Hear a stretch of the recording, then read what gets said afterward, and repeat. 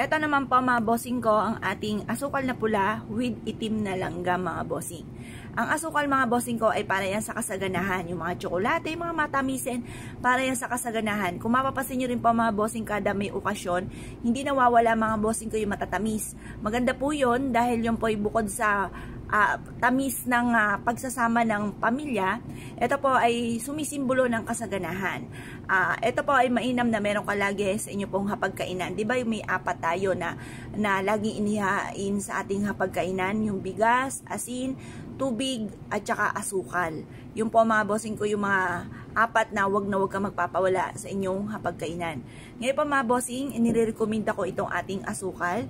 Nahayaan nyo lamang po mga bossing ko na nilalanggam po siya. Dalawa sa iyan po nilalanggam mga bossing ko, lalo na at kulay itim. Pag pula, alisin nyo po. Pag itim mga bossing, kusa siyang umaalis. Makita mo, wala siyang langgam. Hindi mo alam kung saan siya nagpunta. Pero yung pula naman mga bossing, once na ito po ay nilalanggam na pula, negative po yun. Kaya kailangan alisin niyo po yan. Kagaya na ituro ko sa inyo, kapag may tambak na pulang langgam sa inyo pong gate, alisin nyo kaagad, buhusan nyo po ito mga bossing ko, or bumili po kayo kasi wa-effect naman yung pong joy, tapos hinaluan po ito ng ano ba yun, yung napanood ko, suka, wa-effect po siya. Ang ginawa ko po ito ay mabilis na nawala, natanggal yung langgam. Yung pong binili ko sa mga garden, yon, halagang 100 pesos, yung matagal mo ng problema sa langgam, tanggal ka agad. Ngayon pa mga bossing, mas mainam mga bossing ko kapag nakakita ka ng langgam na pula, alisin nyo po yan kaagad dahil hindi yan makakatulong, magtatawag po yan ng kamalasan. Kapag langgam na itim, yan po ay sign na may pera kang darating. Totoo po yan, proven po yan mga bossing. Ngayon pa mga bossing, ang gawin nyo lamang po ay ganito. Ito po yung ating asukal na meron pong langgam na itim.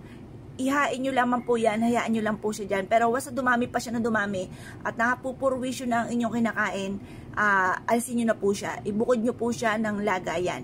Or kaya po, ilagay nyo siya sa may gilid ng inyo pong main door or sa inyo pong center table. Basta wag lang sobrang dami. Kasi syempre, mga sobra, masama din po yun. Pero once may mga kagaya po niyan, may mga langgam, okay lamang po yan, hayaan nyo lamang. Kasi dito sa likod ko, dyan po, ang dami-dami langgam na itim. Hinahayaan ko lang din po siya mga bossing.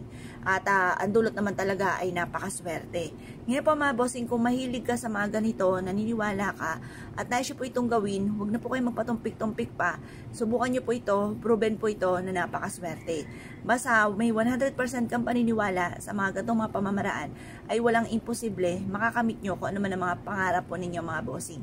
Ngayon po mga bossing, nirekomenda ko po na subukan nyo po ito dahil ito po ay makakatulong para higit tayo na maka-attract ng kasaganahan. Maobserbahan nyo po, mas magiging magaan yung daloy ng swerte. Dati-dati napakailap na swerte, pagagaanin po nito yung daloy ng swerte. Kaya kung paniniwala at nais po itong gawin, ay siya mga bossing, good luck po sa iyo po lahat.